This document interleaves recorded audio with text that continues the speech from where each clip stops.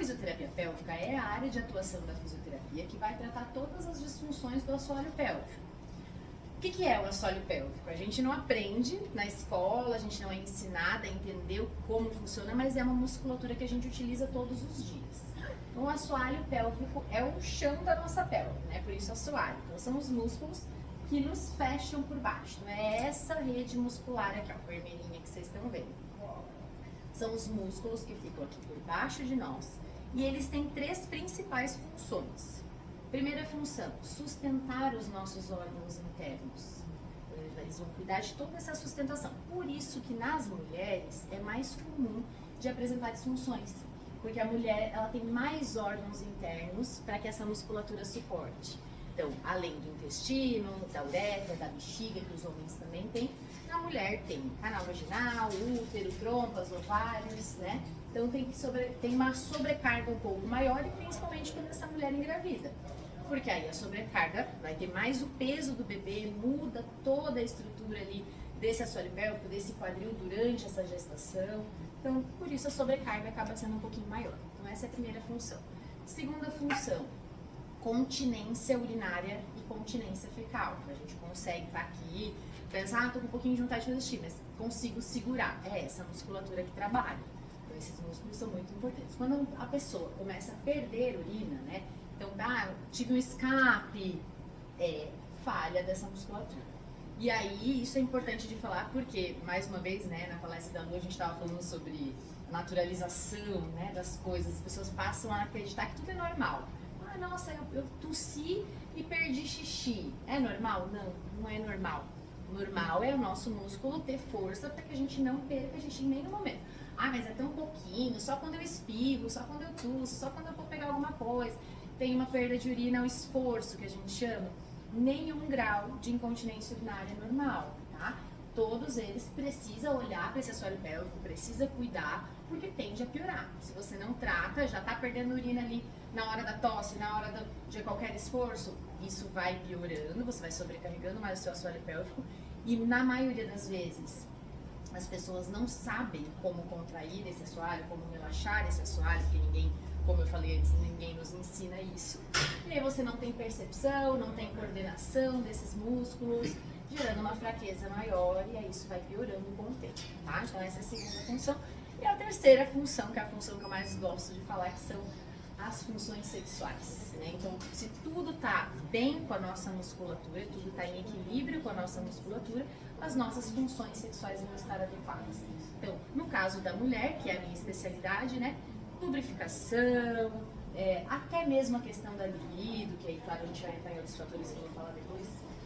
Tensão, né? Então, dor na região pélvica, né? Se está... Não, tenho penetração normal, meu orgasmo funciona normalmente, todos os ciclos da minha resposta sexual funcionam adequadamente, desejo, excitação, orgasmo, e a fase de resolução está tudo ok, é porque a minha musculatura está em equilíbrio.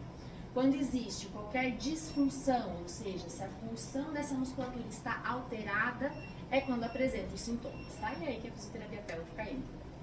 Então, falando agora das disfunções, incontinências urinárias, que eu já falei, incontinências fecais, prolapsos, que é o que vocês devem conhecer mais popularmente como queda de bexiga, queda de útero, né? Quando tem ali, a bexiga sai para fora, às vezes até do canal vaginal, a própria uretra, a própria cúpula vaginal ou útero.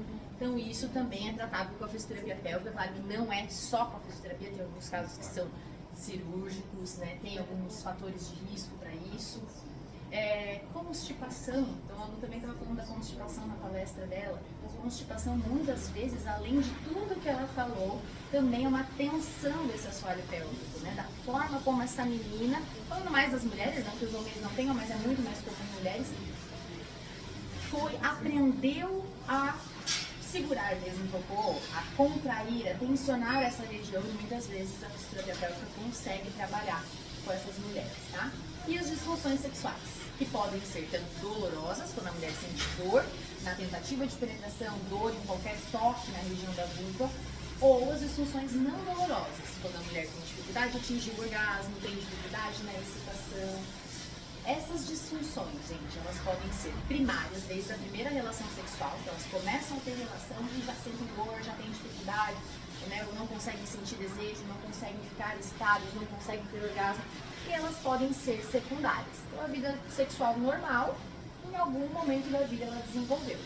Pode ser pós-parto, muito comum, pode ser crises de infecção de urina de recorrência, crises de candidíase de recorrência e a menopausa, né? Porque na menopausa, como também a gente já falou bastante, tem toda uma oscilação hormonal, quando os ovários vão evoluindo, que essa mulher não produz mais o mesmo estrogênio, a célula da mucosa do canal vaginal ela se modifica, então essa mulher vai ficar mais ressecada, a mucosa vai ficar mais fina, às vezes diminui a flexibilidade do canal. Aquela mulher, por exemplo, que tinha uma vida sexual normal, mas ficou viúva, por exemplo, pós-menopausa, parou de ter relação, então às vezes pode gerar uma certa atrofia. E esse combo de sintomas que a mulher pode apresentar após menopausa, a gente chama de síndrome geniturinária da menopausa. Então são vários sintomas associados e que, claro, vai precisar de um olhar médico, muitas vezes vai precisar usar uma pomadinha de hormônio local para melhorar o hormônio da célula mesmo.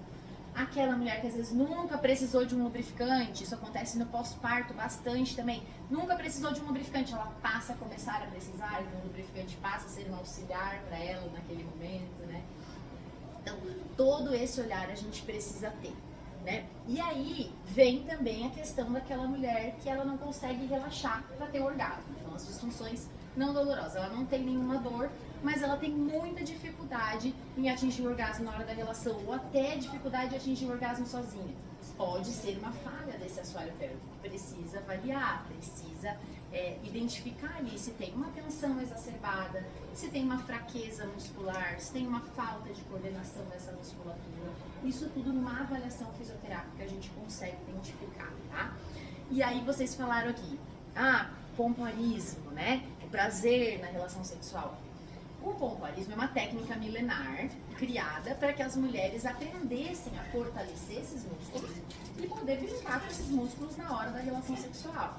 Apertar o pênis, aumentar o atrito do canal vaginal com o pênis, né, para facilitar o estímulo, tanto para que ela sinta mais prazer com o atrito, né, então acaba estimulando as terminações nervosas de dentro do canal vaginal, quanto para que o parceiro sinta mais prazer, porque ele também vai sentir esse atrito maior, né? É super legal, mas é muito difícil da mulher conseguir aprender sozinha, porque muitas vezes ela não sabe, como eu falei antes, como contrair esses músculos. Então vai falar, vamos lá, você vai contrair seu assoalho pélvico, segura o xixi, segura o pum, mas ela não sabe nem onde está essa musculatura, o que ela faz para contrair. Por isso que a fisioterapia pélvica, às vezes, na minha opinião, claro, parece que eu tô puxando, como falar, farinha do meu assado? Parece isso, né? Mas não é. É porque a gente consegue mostrar ali onde ela tem que contrair, como ela vai contrair. Então, consegue mostrar para essa mulher como tá essa musculatura dela, se ela sabe contrair, se ela sabe relaxar, se ela sabe aonde contrair, o que ela vai fazer para que primeiro ela ganhe entendimento e percepção da própria musculatura, coordenação, para que aí sim ela aprenda a fortalecer. Né? Aí ela vai fortalecer esses músculos e aí poder brincar com isso na relação. E sim, isso pode melhorar o prazer dela, tanto facilitar, por exemplo, os orgasmos, quanto melhorar o prazer com penetração, porque tem muitas mulheres que não têm tanta facilidade em sentir prazer com penetração. É muito mais fácil as mulheres sentirem prazer externo na vulva, nos estímulos clitorianos, do que dentro do canal vaginal. Isso a maioria das mulheres. Claro, tem aquela mulher que vai ter mais facilidade em ter prazer vaginal com a penetração, mas não é a maioria. A maioria vai ter mais facilidade externamente. E se sentir prazer com penetração, fica mais fácil quando ela estimula o clitóris concomitantemente, né, durante a penetração. Por que isso, gente? O clitóris, ele tem em torno de 10 mil terminações nervosas na glande, na pontinha dele. Ela é super, né, didática, essa minha musa. Então, nos olhinhos aqui, né, desse nosso clitóris didático, tem em torno de 10 mil terminações nervosas. E depois, o clitóris ele é muito maior do que a gente consegue enxergar. Então, não é só essa pontinha, né? Ele vem e ele desce, que a gente fala sempre, como se fosse um V invertido, né? Ele vai descer e vai pegar toda a região entre lábios externos e lábios internos e vai até próximo do canal vaginal. Por isso acredita-se que as sensações vaginais prazerosas também são de terminações nervosas do clitóris. Mas claro que vai ser mais difícil mesmo de estimular, porque aqui é muito mais sensível, né? Ainda assim, 5.000 terminações nervosas para cada lado tá bom, né, gente? A gente tem aqui algo incrível na nossa mão e que muitas vezes, por conta de tabus, por conta da forma como a sexualidade é falada para o mundo, como se não fosse algo natural, algo que é um dos pilares da nossa qualidade de vida, né? Como se fosse algo mais proibido. Então, muitas vezes a mulher deixa de se conhecer, deixa de se tocar e deixa de entender o quanto o corpo dela pode proporcionar de prazer, tá? Então, uma coisa que eu sempre falo é, né? Busquem saber, busquem explorar a própria sexualidade, busquem conhecer o próprio corpo, porque isso com certeza vai ajudar na sua qualidade de vida, né? Sexo faz parte da nossa vida.